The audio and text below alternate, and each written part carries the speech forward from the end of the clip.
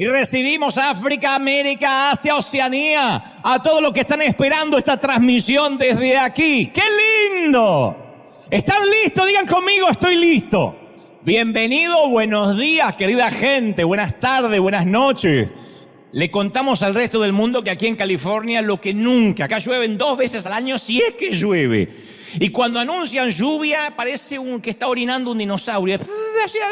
Te ensucia todo, pero no es esa lluvia que limpia. Y de tanto en tanto hay una tormenta como hoy. Hoy está lloviendo mucho aquí en California, hace mucho frío, pero hay un grupo, gente fiel que está aquí porque queríamos compartir y recibir lo que Dios tiene para nosotros. Y los fieles del otro lado que nos miran desde todo el mundo, lugares donde es verano, donde hay primavera, donde hay lluvia también, donde hay nieve.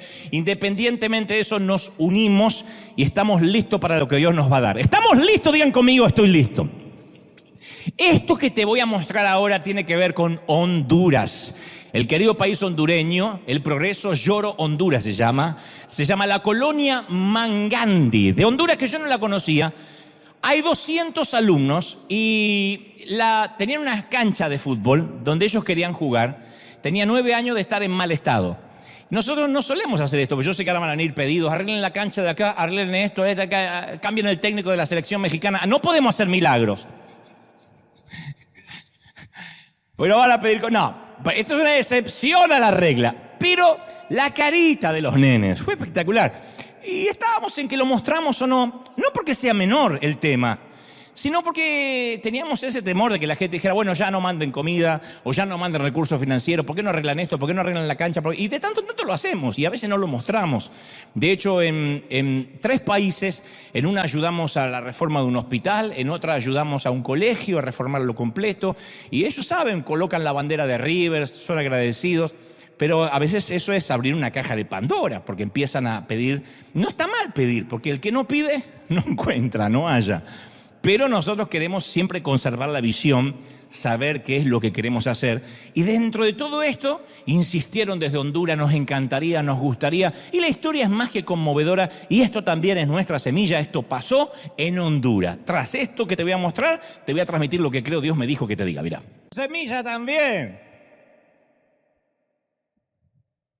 Hay un periodista, creo que está en Colombia, que está haciendo una suerte de investigación, pero investigación de la buena, porque dice, está preguntando si hay un interés político.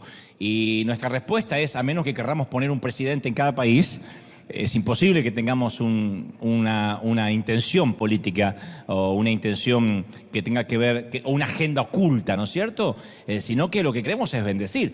Y hay gente de todo el mundo que me está mirando que dice, bueno, también tenemos un proyecto. Sí, necesitamos que el proyecto sea viable, que se pueda hacer rápido, relativamente rápido, porque a veces nos piden, queremos construir un barrio, no, tiene que ser algo que se pueda hacer práctico, pragmático, que se pueda palpar y que además pongan la tracción a sangre, que se pongan las camisetas y a trabajar, que eso no lo podemos hacer nosotros. Entonces ahí es cuando enviamos recursos. Así que a toda la gente de Honduras, caluroso aplauso para ustedes, los bendecimos, gracias por estar ahí. Una bendición. Esto es River. ¿Acaso existe otra manera? Estamos en toda la región. A donde vayamos, a donde viajes, se vas a ver a veces un camión de River, camisetas de River, banderas de River. Y creo que esa es la iglesia que Dios quiere, la iglesia que vio Ezequiel, que cuanto más se alejaba el río o cuando más se alejaban las aguas del altar y llegaban más lejos, más hondo era. Y había fruto y el fruto nunca escaseaba. Ese es el avivamiento, ese es el mover del Espíritu. No meter puertas para adentro al Señor, sino sacar las puertas para afuera. Y eso tiene que ver contigo. Gracias por eso. Me encantaría, no soy de pedir esto ni de molestarte, pero me encantaría que al que tengas a tu derecha y a tu izquierda le diga, cabezón, esto fue por ti también. Gracias, esto es por tu siembra. Para que se sienta culpable si nunca ofrendó. Si nunca dio, digo, oye, ¿para qué me agradecieron si yo nunca puse nada? No se me cae una moneda, pero de a poquito vamos rompiendo. Muy bien, ¿estamos listos, sí o no? La primera vez que escuché esta historia que te voy a contar ahora fue a través de un gran autor a quien admiro muchísimo y que nunca olvidé. Y al momento de titular este mensaje, pensé en buscar la manera en que tú tampoco te lo olvides nunca y que siempre relaciones este título con lo que Dios va a decirnos hoy. que eso es lo maravilloso del mensaje, de la retórica, de un sermón, que uno dice, me acuerdo cuando el Señor nos habló de tal tema y me acuerdo el título, que es imposible olvidarlo. Entonces uno inmediatamente genera en el cerebro un sector cognitivo donde colocamos la extraña historia del paracaídas rosado, donde Dios me habló determinado tema. Y eso es lo que yo intentaba. Y esta es la escena de la historia. Tú y yo y otra media docena de amigos sobrevolamos el Pacífico en un pequeño avión privado. Vamos a Qatar a ver la gran final. No dije nada. Pues Marruecos, Francia, qué sé yo. De pronto, el motor estalla en llamas y el piloto sale corriendo de la cabina y dice, nos vamos a estrellar, grita, nos vamos a estrellar, tenemos que saltar. No es una opción, ¿tenemos que saltar o nos estrellamos? Es bueno que el piloto sepa dónde están los paracaídas, cómo nos tenemos que colocar, porque nosotros no tenemos la menor idea y encima con los nervios menos. Así que los distribuye, somos pocos, nos da unas pocas indicaciones, nos colocamos en la fila mientras que él abre la puerta, hay que saltar. Y es entonces cuando el primer pasajero que está ahí para saltar se aproxima a la salida y grita por sobre el ruido del viento y dice, ¿podría pedir algo? Por supuesto, dice el piloto. ¿Qué necesita? ¿Me podrían dar un paracaídas rosado? Y el piloto incrédulo dice, pero no es suficiente. No es suficiente que tenga un paracaídas. Sí, pero siempre soñé con un día como este, dice el tipo. Y siempre imaginé que iba a caer en un paracaídas rosado. Te dirán, ¿y por qué? Y porque hay gente loca, qué sé yo. Y mientras el tipo está diciendo semejante estupidez, está interrumpiendo la salida del resto de nosotros, que queremos salvar nuestras vidas, que no nos importa el color del paracaídas. Entonces el piloto trata de razonar dentro de los pocos segundos que quedan para razonar en un infortunio como este. Le dice, caballero, usted no entiende lo que está pasando. Le estoy dando un paracaídas. Eso es más que suficiente. Y el tipo raro insiste, porque vieron que hay tipos raros distribuidos estratégicamente de manera que nos encontremos de 2 a 3 por día. El tipo raro dice, yo no pienso saltar si no es con un paracaídas rosado porque se lo prometí a mi esposa y a mis hijos. Y en ese momento de semejante infortunio, de esa tragedia, un artículo para saltar es lo que el piloto está ofreciendo, punto. Está colocando en nuestras manos una herramienta estratégica, pero hay un tipo que no quiere saltar porque no cumple su caprichito de que él quiere verse en Instagram saltando con un paracaídas rosa o rosado. ¿Sería demasiado ridículo para ser cierto? Sí, tal vez lo sea, al menos en esta historia del pequeño avión que alguna vez leí. Pero ¿y si sucediera esto en la tierra con gente y con respecto a la gracia? Porque, a ver, Dios oye miles de peticiones por segundo. Todo el mundo le pedimos algo. Algunas oraciones son legítimas, son centradas. Otras, olvidamos que lo único que tenemos que hacer es saltar, pero nos ponemos tercos a veces en la vida pidiendo un paracaídas rosado en lugar de pedir lo que tenemos que pedir o agradecer por lo que ya se nos dio. Y por lo general, cuando empezamos a pedir un paracaídas rosado cuando no tenemos que pedirlo, Dios nos responde con un empujón que nos deja flotando en el aire y sostenido por la gracia.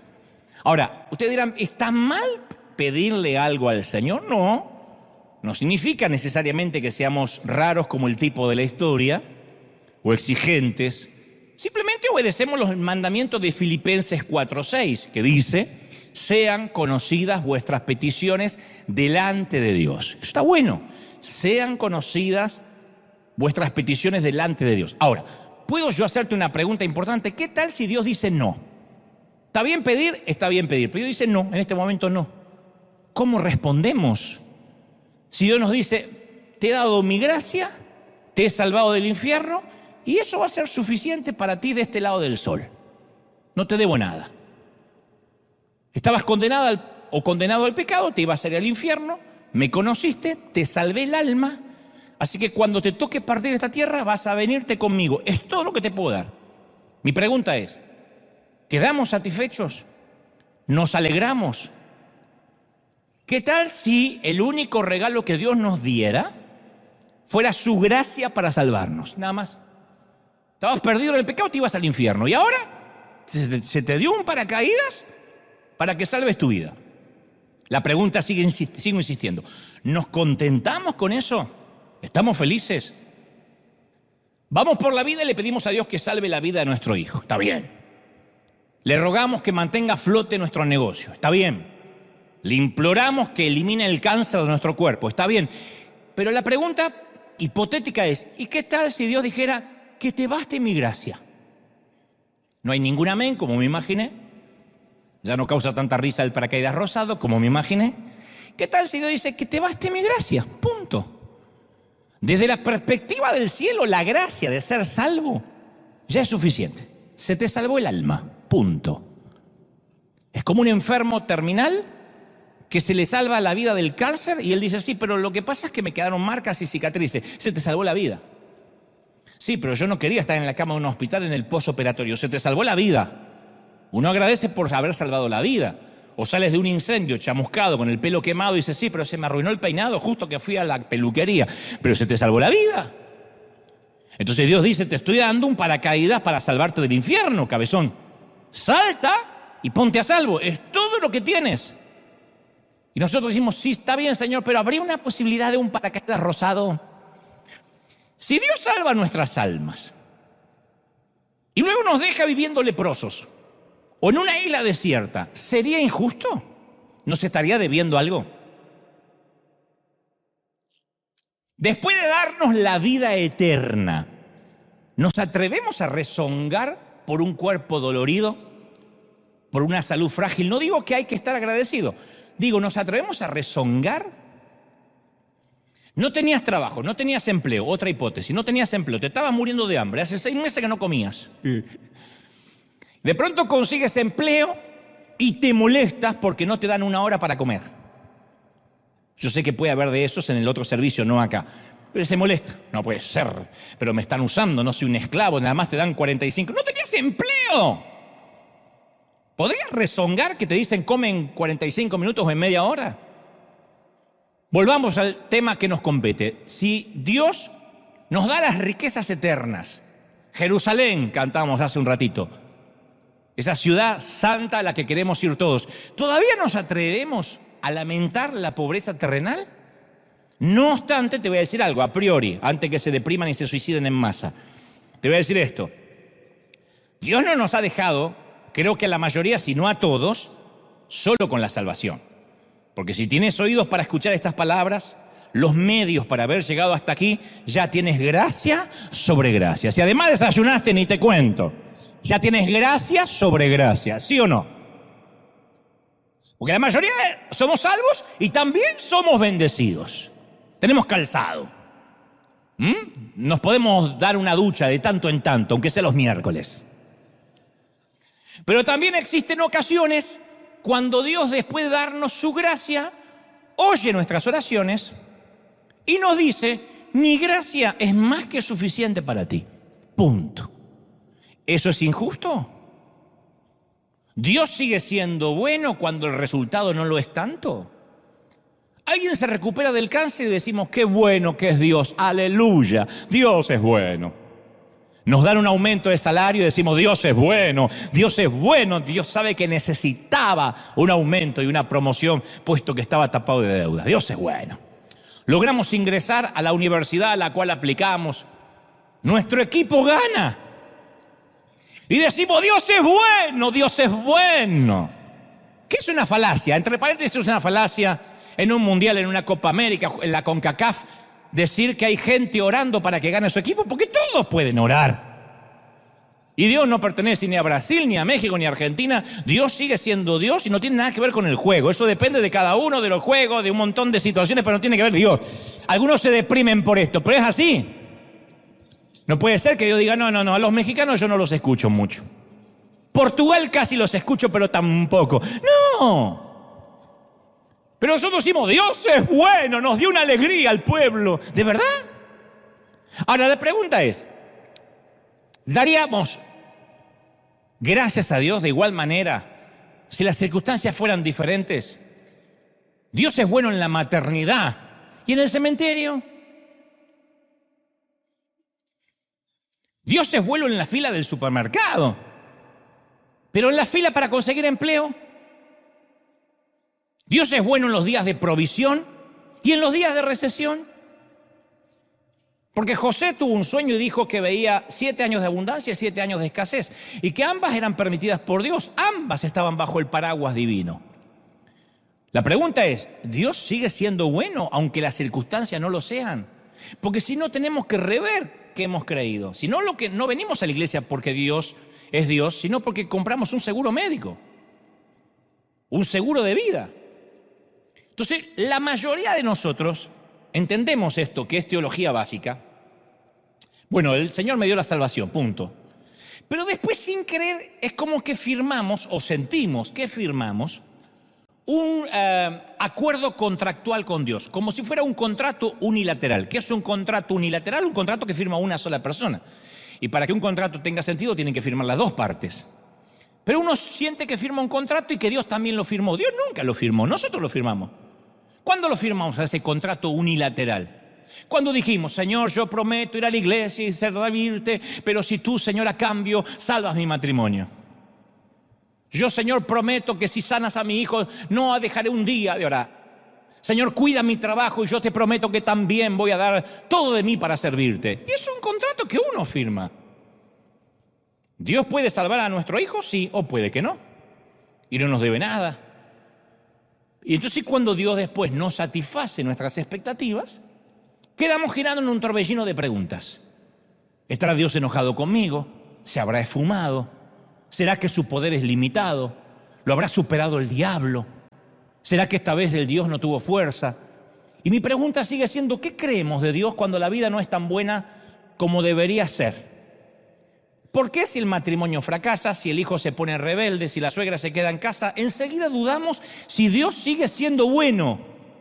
Cuando Él prometió o dijo que la bondad de Él era igual a que no tengas nunca una tormenta en la vida o que las cosas siempre te vayan bien. El apóstol Pablo conocía la angustia de una oración que no es contestada. Pablo, el apóstol. Y en la segunda carta de Corintios, capítulo 12, versículo 7, él dice, y para que la grandeza de las revelaciones no me exaltase desmedidamente, me fue dado un aguijón en la carne, un mensajero de Satanás que me abofeté continuamente. ¡Paf! Caminaba y ¡paf! Le daba una bofetada a Satanás. Para que no me enaltezca sobremanera, para que no me salga el argentino que tengo dentro. Por lo cual, he rogado 3 veces al Señor que lo quite de mí. 3 veces. Y el Señor me ha respondido, me ha dicho, bástate con mi gracia. Mi poder se va a perfeccionar en tu debilidad. Mientras sea débil, mi poder va a crecer, mientras seas débil. Entonces yo veo a un hombre que encabezando su lista de oración, había una petición no identificada por nosotros que dominaba sus pensamientos. Y le asignó un código secreto a su ruego, una cosa entre él y Dios, una espina. Él no dice qué espina era, dice una espina clavada en el cuerpo. Dios sabía cuál era la espina, él sabía cuál era la espina. Nosotros que leemos las escrituras y las cartas de Pablo no sabemos cuál es la espina. Presumo que a veces el dolor es tan íntimo que no queremos dejar un documento escrito sobre papel de lo que estamos pasando. Muchos oramos así, Señor, tú sabes aquello. Tú sabes aquello otro, que ni lo queremos ni decir porque hasta nos avergüenza delante de Dios. Dios ya sabe, ya se lo dijimos una vez. Esa es la manera de orar de Pablo. O quizá había hecho la oración tan a menudo que recurrió a un tipo de abreviatura y simplemente la llamó espina, de eso que siempre hablamos, Señor. Aquí estoy para hablarte otra vez de la espina, Padre. Abrevió la oración. O tal vez sería que al dejar el ruego de manera genérica, sin decirnos cuál era la espina, tal vez eso hace que la oración de Pablo también sea nuestra oración. ¿Acaso todos no tenemos un aguijón, una espina en la carne? No me miren con cara de Elías reencarnado. ¿Todos no tenemos un aguijón, una espina, algo que no se termina de resolver? Tenemos debilidades que nos aguijonean. Mirá, menos me dicen amén. Palabras, pensamientos, codicia, mal carácter, rencor, chisme. Hay algunas risitas nerviosas porque se le vio la espina a alguien. Dicho esto, yo quiero contarte algunas cosas sobre la espina, sobre esa espina de Pablo. En primer lugar, recordemos que somos hijos de Dios. ¿Sí o no? Entonces, algunos creen que si batallan con una espina, contra una espina, es porque Dios los abandonó como hijos. Yo pensé eso mucho tiempo. Si yo tengo una espina y estoy luchando con un aguijón hace años, tal vez no sea un hijo de Dios o no esté logrando lo que Dios quería que yo lograra. Porque a veces la lógica más o menos sigue esta línea. Soy cristiano, a ver, pero mis deseos y pensamientos son cualquier cosa menos cristianos. Hay gente que dice, ningún hijo de Dios tendría las luchas, debe tener las luchas que yo tengo. Para mí que soy huérfano. Capaz que Dios me amó alguna vez, pero un verdadero cristiano, a un verdadero cristiano no le pueden pasar las cosas que me pasan a mí. ¿Y ese quién es? Satanás, sembrando las semillas de vergüenza. El enemigo, si no puede seducirte para que peques, te va a sumir en culpabilidad. Te va a revolver algo del pasado, algo de tu carácter para que la culpa llegue a instalarse en tu vida. Romanos 8:33 dice, ¿quién acusará a los hijos de Dios? Dios es el que justifica. ¿Quién es el que condenará? Cristo es el que murió, más aún el que también resucitó, el que además está a la diestra de Dios, el que también intercede por nosotros como abogado. ¿Quién te va a acusar? Nadie. Alguien tiene que aplaudir más que eso si lo cree. ¡Nadie! ¿Estamos? Hace algún tiempo yo leí la historia de un muchachito que disparaba piedras con una honda. Nunca pudo darle al blanco a nada. Y al regresar al patio de su abuela, vio el pato favorito de la abuela. Así que impulsivamente, de la bronca que tenía, del coraje de no haber matado ningún pajarito, instintivamente apuntó al pato, lanzó la piedra, el proyectil acertó y mató el pato. Y el muchacho se asustó y escondió el ave muerta debajo de un montón de leña, pero notó que su hermana lo había visto todo, su hermanita. Y aquel día, después del almuerzo, la abuela le pide a su hermanita que le ayudara a lavar los platos y ella responde, hoy los va a lavar Juanito. Me dijo que tiene muchas ganas de lavar platos, ¿verdad, Juan? Y le susurró al oído, acuérdate del pato. Recuerda el pato.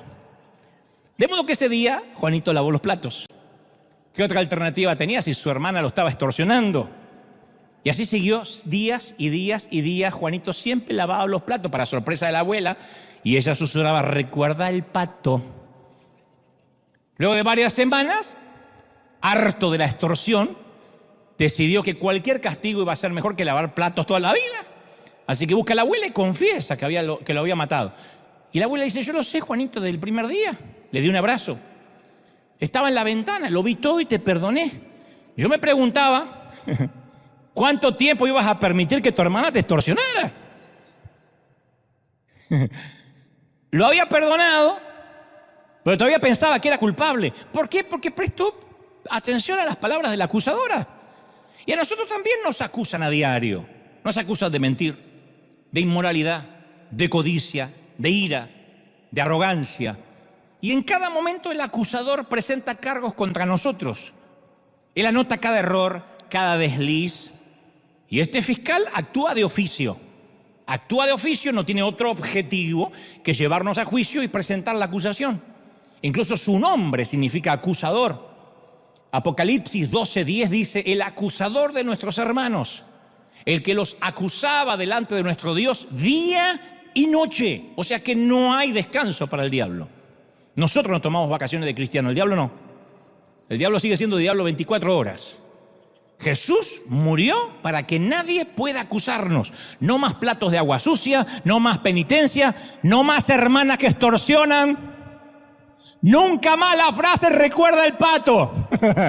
Cuando alguien te diga recuerda el pato, nunca más. Isaías 57 dice, porque Jehová el Señor me ayudará, por tanto no me avergoncé. Por eso puse mi rostro como una piedra, como un pedernal y sé que nunca seré avergonzado. Alguien tiene que recibir esta palabra. Si yo no voy a ser avergonzado, nadie puede acusarme. ¿Lo crees, sí o no?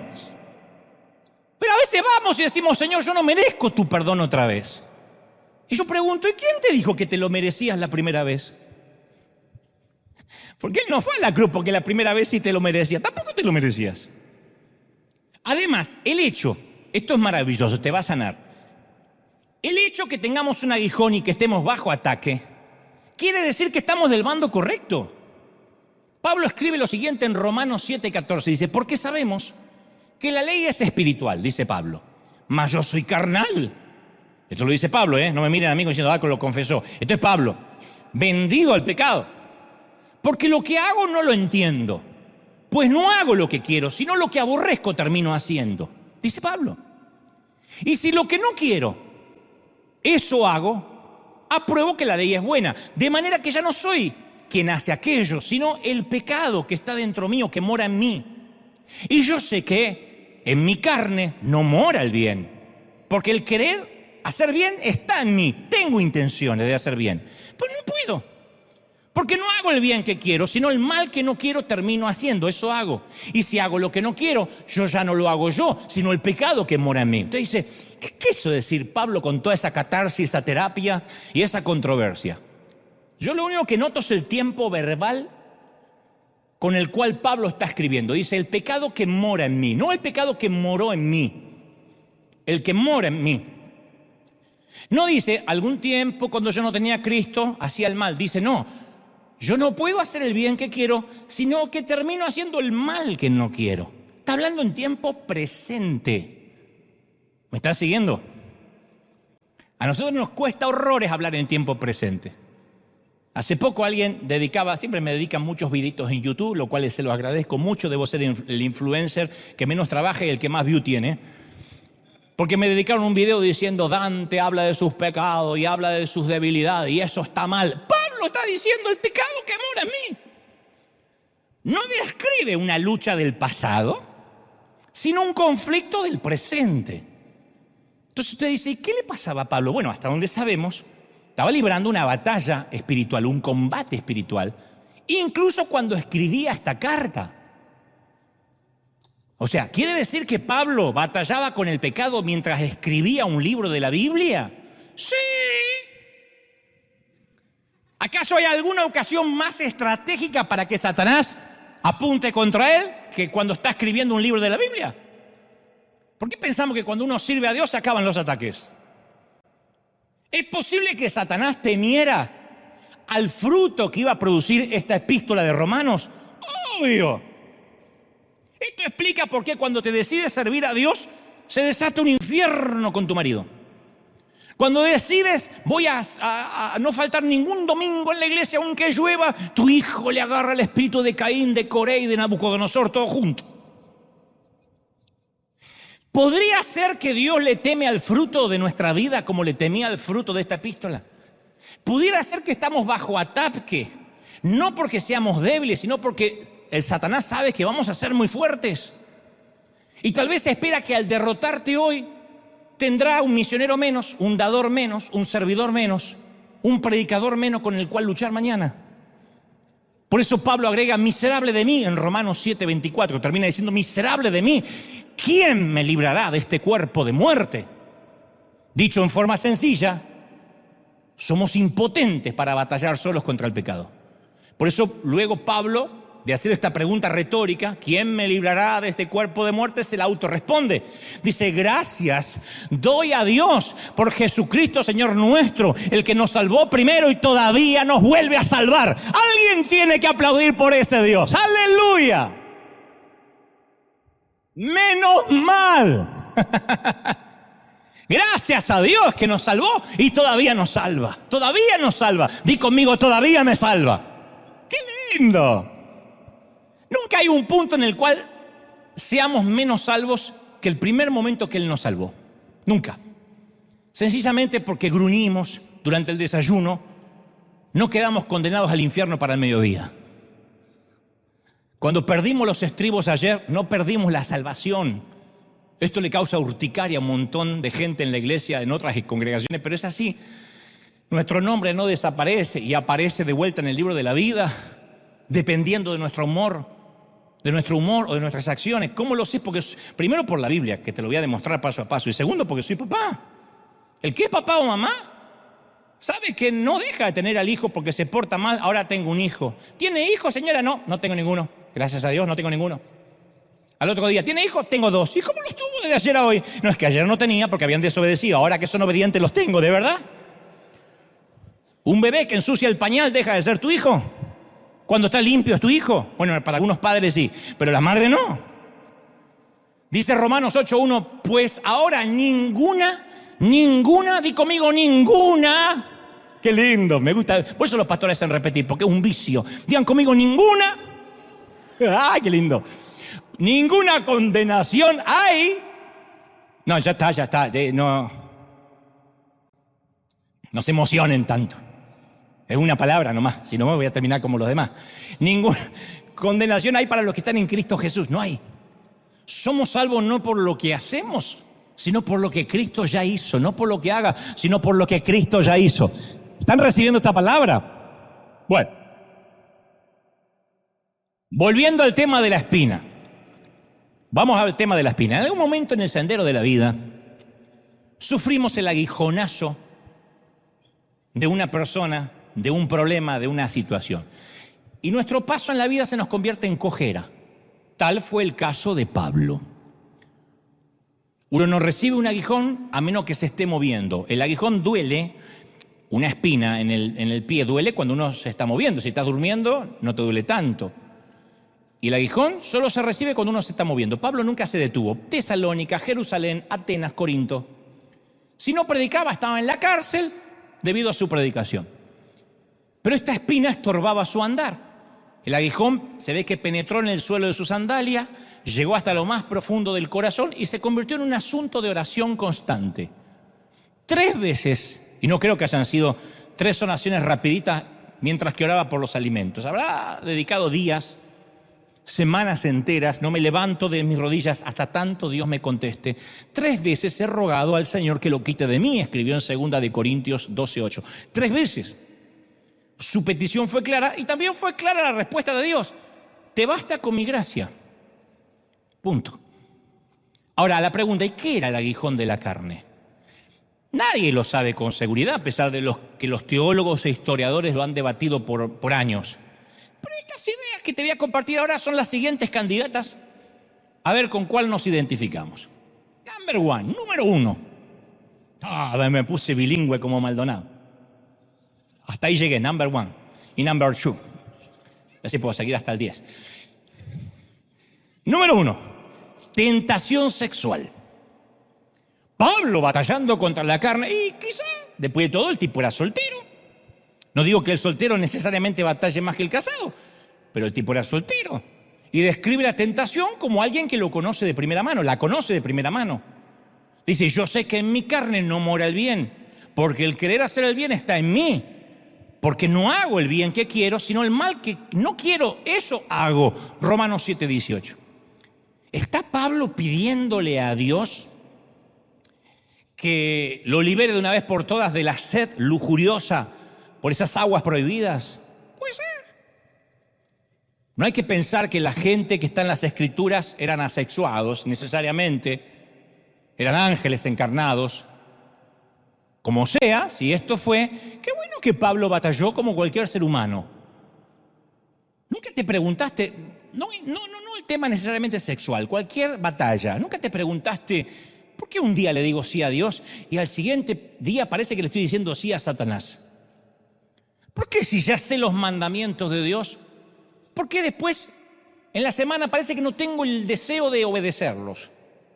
Este conflicto no significará que no soy santo, de que no soy salvo, lo cual es peor. Y estas son las preguntas de Pablo y de muchos creyentes. El domingo, por ejemplo, lees Mateo 5:22, que dice, cualquiera que se enoje contra su hermano, que se enoje, no dice que lo agarres a trompada, que se enoje, será culpable de juicio. Pero para el martes se te vuela la paloma, te bajan los buitres y querés ahorcar a tu marido mientras ronca, con la almohada, despacito. Pero si habías leído que vas a ser culpable de juicio, sí, pero te olvidaste. Lees Mateo 5:28. Cualquiera que mira a una mujer para codiciarla, ya adulteró con ella en su corazón. A las 2 horas estás mirando traseros ajenos por Instagram. No pasa acá, pero en otro servicio hay muchos. Lees Mateo 5:37 y repites, sea vuestro hablar sí, sí, no, no, porque lo que es más de esto, de mal procede. Pero cuando hablas, exageras un poquito, nunca permites que la verdad te arruine una buena historia. ¿Alguno no entendió esa frase? No importa. Le agrega o le quita. Le agregas un condimento, le pones algo de tu cosecha, exageras un poquito, mientes. Tú dices, si yo ya sabía que tenía que decir sí o no y no. Lees Mateo 7:1 y te enteras que Jesús dice, no juzgues, para que no seas juzgado.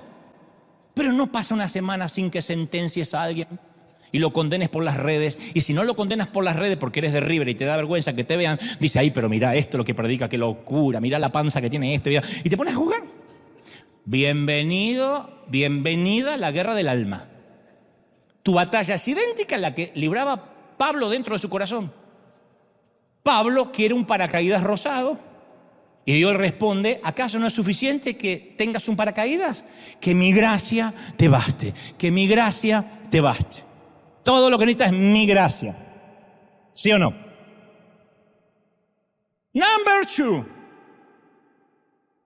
Tal vez el problema no era la carne, sino sus enemigos. No era la tentación, sino la oposición. El pasaje da indicios de esto, dice, un mensajero de Satanás. Tal vez tenía a alguien que lo molestaba, que lo perseguía. Porque Pablo, vaya, caramba, que tenía sus opositores.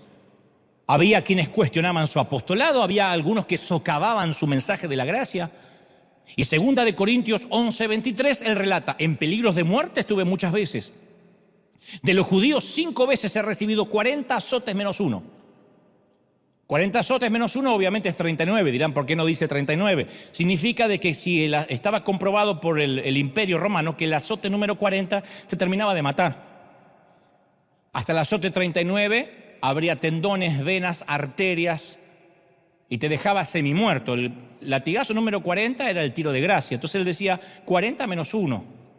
3 veces he sido azotado con varas, 1 vez apedreado. 3 veces he padecido naufragio, 1 noche y 1 día he estado como un náufrago en alta mar, en caminos muchas veces en peligros de ríos, peligros de ladrones, peligros de los de mi nación, peligros de los gentiles, de la ciudad, del desierto, en el mar, peligro de falsos hermanos. Entonces, uno lo ve así y uno lo puede culpar a Pablo de pedir un poco de alivio a Dios, porque el cuerpo puede soportar hasta cierto punto. Anímicamente soportamos hasta cierto punto, ¿o no? Uno se agota de vivir en la mira telescópica de Satanás. Señor, ¿qué tal si este año limitamos los ataques verbales y dejas que mis lesiones se curen un poco? ¿Está mal que ore así, Pablo? Señor, ¿podríamos espaciar un poco los azotes? ¿Podríamos tener 3 meses sin apedreamientos? De modo que no me caigan todos encima a la vez. Señor, tengo una luxación en el cuello que me despierta cada vez que giro la cabeza del último naufragio. ¿Podríamos esperar hasta que me reponga antes de dar con mis huesos en la cárcel otra vez? ¿Tú te acuerdas, Señor? ¿Tú te acuerdas la noche de la cárcel de Filipos? Bueno, mi espalda todavía no acaba de reponerse. Pablo quiere un paracaídas rosado y Dios le responde, ¿acaso no es suficiente con que tengas un paracaídas? Que mi gracia te baste. Hay gente que dice, pero que yo ya no puedo más, se me juntó el divorcio, con que mi hijo se fue, con que la enfermedad, con que la quiebra y no puedo más. Dios sabe que no puedo más. Y Dios dice, que mi gracia te baste. No despierta amén, no te despierta un aplauso, pero te está diciendo lo que le dice Pablo. Número 3. Hay de los que pensaban de que Pablo se merecía cada latigazo, lo cual nos abre una tercera posibilidad. Algunos piensan que el aguijón de Pablo era su temperamento. Se ve que cuando estudiaba a los pies de Gamaliel se quedó dormido el día que trataron el tema del carácter. Porque antes de conocer la gracia, Pablo había matado cristianos. Pablo era un asesino serial. No se dedicaba a trabajar en la migra. Era un asesino serial. Porque cualquiera con un uniforme y una placa se hace el machito. Él mataba gente. Después que conoce la gracia, en sus escritos acribillaba a los creyentes. Y yo sé que acá la cosa se va a poner peliaguda, pero síganme. Si me atacan del otro lado, defiéndanme los de casa. Algo curioso. Todos los legalistas que conocí reconocen que Pedro negó al Señor, que David era un adúltero, que Jonás desobedeció. Pero cuando hablan de Pablo creen que están hablando de Jesús. No sé por qué. Le reconocen los errores a todo. Y bueno, Moisés era hombre. Y Abraham hay que entender que era hombre. Y bueno, Jonás también. Y Gedeón. ¿Y Pablo? Como si Pablo fue un ángel del cielo. No. Por eso muchos legalistas se identifican más con Pablo que con Jesús. Muchos se identifican más con Juan el Bautista que con Jesús. Muchos dicen, yo no tomo ni siquiera una copita de vino como Juan el Bautista. Bueno, Jesús transformó el agua en vino. Pero muchos se identifican con el que más se reflejan. Y Pablo, yo lo leo, lo he leído toda mi vida, era un tipo de mecha muy corta. Ejemplo, alguno se va a identificar. En Gálatas 2:11 escribe, porque cuando Pedro vino de Antioquía, le resistí cara a cara porque era de condenar. Le resistió cara a cara, yo me lo imagino. Cara a cara se le puso. Y estaba así como el arquero de Holanda con el argentino ahí. Cara a cara.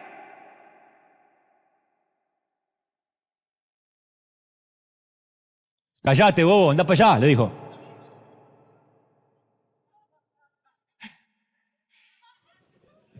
El tipo era diplomacia cero. Menos tacto que un manco. Según Pablo, o estabas con Dios o estabas con el diablo. Y si alguien en él creía que se movía de bando, lo exponía públicamente. En 1 de Timoteo 1:20 le escribió, de los cuales están Himeneo y Alejandro, a quienes entregué a Satanás, para que aprendan a no blasfemar. De ahí que algunos dicen, a veces hay que entregar gente a Satanás. Pablo lo entregó a Satanás, no Jesús. Pero es como que lo hubiese dicho Jesús. A mí me entregaron a Satanás más veces que un paquete de FedEx.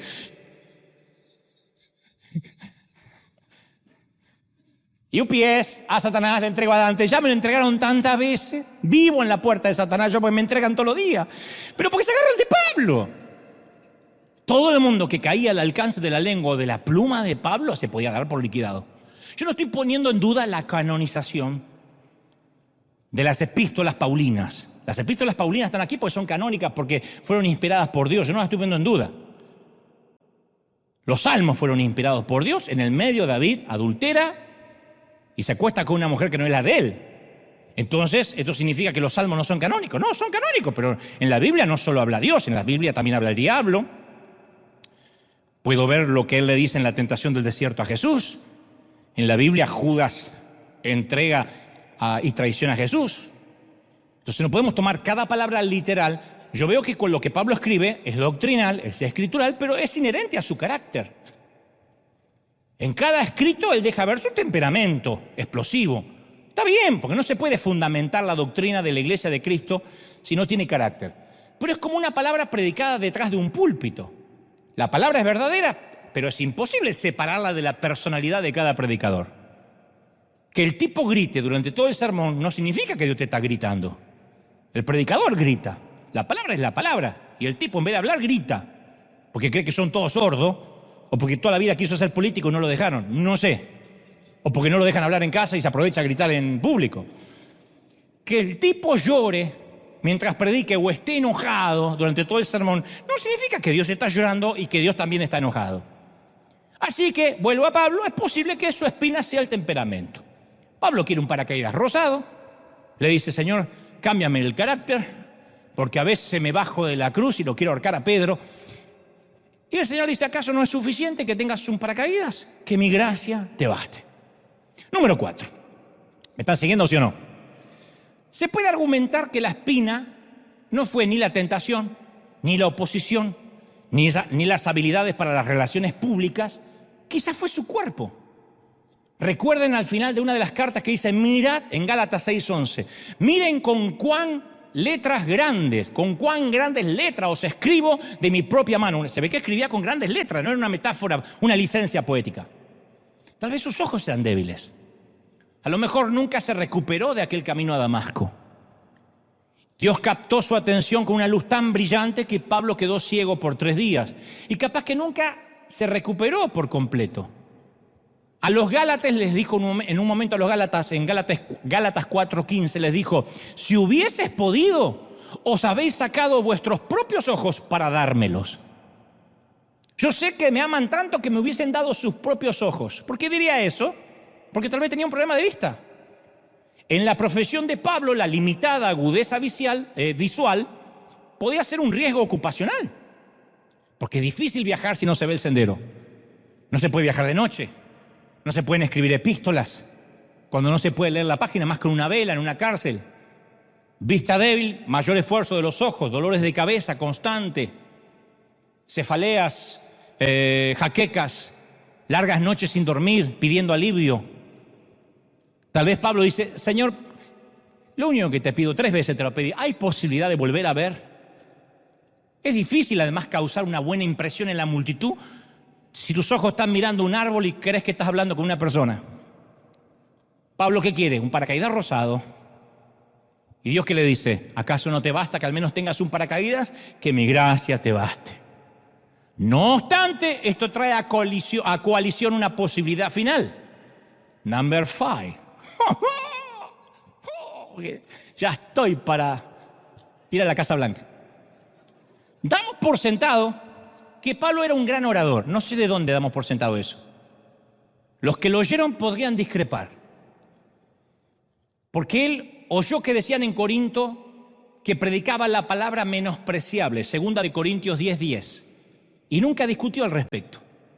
Dijo en 1 de Corintios 2:3, estuve entre vosotros con mucha debilidad, prediqué con temor y temblor, y ni mi palabra ni mi predicación fue con palabras persuasivas de humana sabiduría, como diciendo, no la tengo. No tengo ni retórica ni tengo humana sabiduría, sino con demostración de espíritu y de poder. Nosotros nos quedamos con la segunda parte. Sí, tenía espíritu y poder, pero nos olvidamos todo lo que dijo. Dijo, prediqué con temor, con temblor. Te voy a traducir. Estaba tan asustado que tartamudeaba. Sé que me olvidé lo que decía. Y el hecho que ustedes oyeran algo fue porque Dios habló a través mío.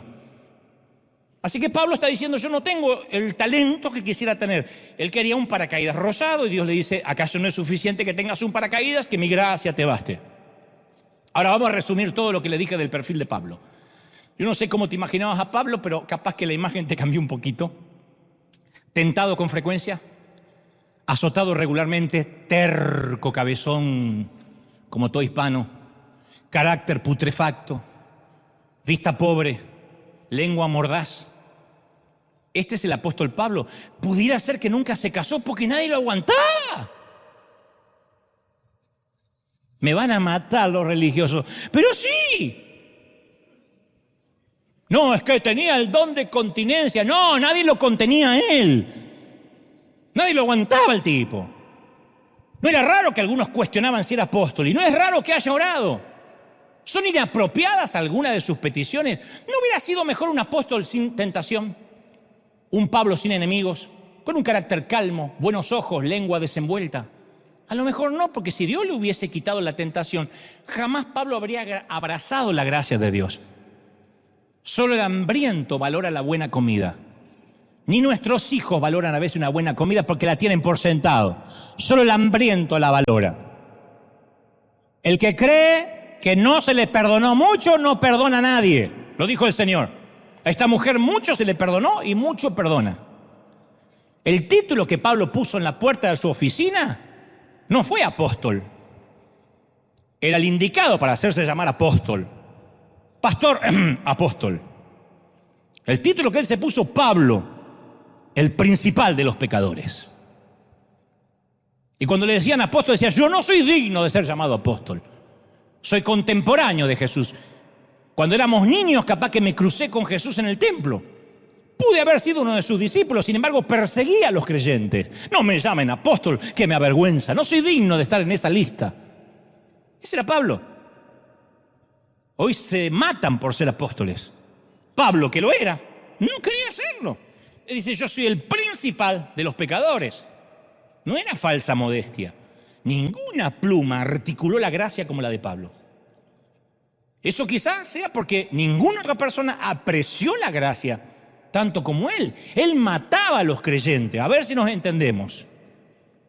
No era que era un borrachito, que tenía problemas matrimoniales y llegó a Cristo. Mataba a los creyentes, no sabemos cuántos mató. Él era el provocador de un genocidio. Era una suerte de Hitler. ¿Cómo no va a